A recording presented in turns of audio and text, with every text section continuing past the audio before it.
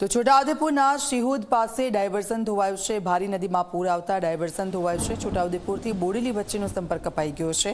ગ્રામજનો 40 કિલોમીટરનો ફેરાવો કરવા મજબૂર બન્યા છે। ડાયવર્ઝન તૂટી જતા જિલ્લાવાસીઓ મુશ્કેલીમાં મુકાઈ ગયા છે।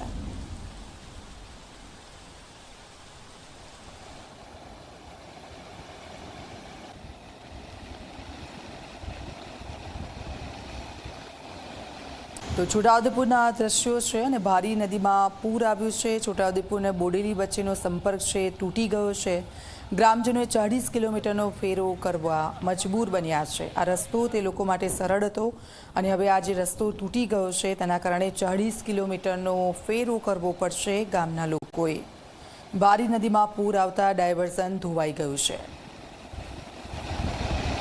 તો આપ જુઓ, સતત વરસાદ છે।